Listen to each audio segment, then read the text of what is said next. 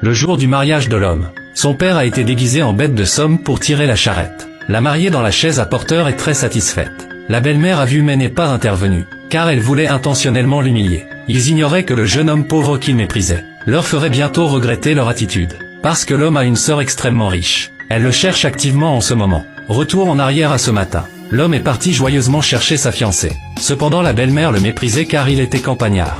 Sous prétexte de le tester, elle l'a harcelé délibérément. Elle a rempli des verres avec de l'alcool fort. Elle a exigé qu'il les boive entièrement. Le beau-frère a ajouté: aujourd'hui si tu ne finis pas de boire tu ne verras pas la mariée. L'homme n'ayant pas d'autre choix, il a pris les verres et a bu continuellement. Son ami a vu qu'il risquait de mourir. Il s'est précipité pour l'arrêter. Mais la belle-mère a persisté.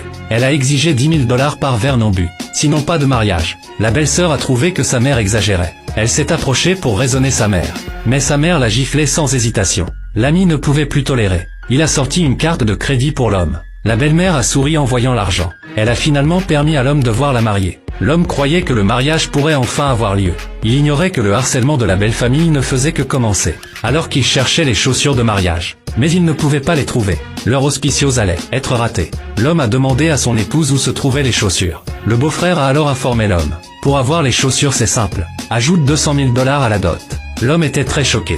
Car il avait déjà payé 300 000 pour la dot. Et il venait de donner 70 000 pour les verres. Pourquoi devait-il payer 200 000 supplémentaires? Mais malgré ses arguments, le beau-frère a refusé de céder. Il a même ridiculisé l'homme comme étant un paysan. Tu ne peux pas trouver 200 000. Alors que l'homme était en difficulté. Un jeune riche a présenté une reconnaissance de dette de 200 000. Il a offert d'aider l'homme. Mais la reconnaissance de dette incluait des intérêts élevés. C'était essentiellement le forcer à contracter un prêt usuraire. L'ami ne pouvait plus tolérer cela. Il a disputé avec la famille de la belle-mère.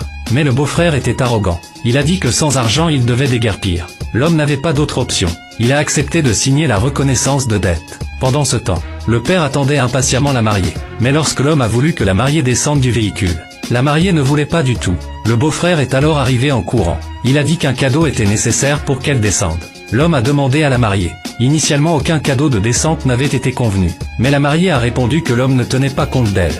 Et encore moins de l'enfant qu'elle portait. Sans cela descendre serait une perte de face. Elle a insisté pour ne pas descendre sans le cadeau. Le père a observé l'impasse. Il a sorti son argent de retraite et l'a donné à l'homme. Le beau-frère a arraché la carte de crédit. Ailleurs, la sœur a enfin eu des informations. Son assistant avait trouvé sa trace. Et a découvert qu'il se mariait ce jour-là. La sœur était ravie. Elle a demandé à son assistant de préparer une dot valant des millions et une villa luxueuse pour son frère. L'homme était sur le point de porter la mariée pour rentrer. Mais la belle-mère a de nouveau créé des problèmes. Elle a insisté pour que la mariée rentre en palanquin. L'homme était confus. Le beau-frère a apporté une charrette délabrée. Et a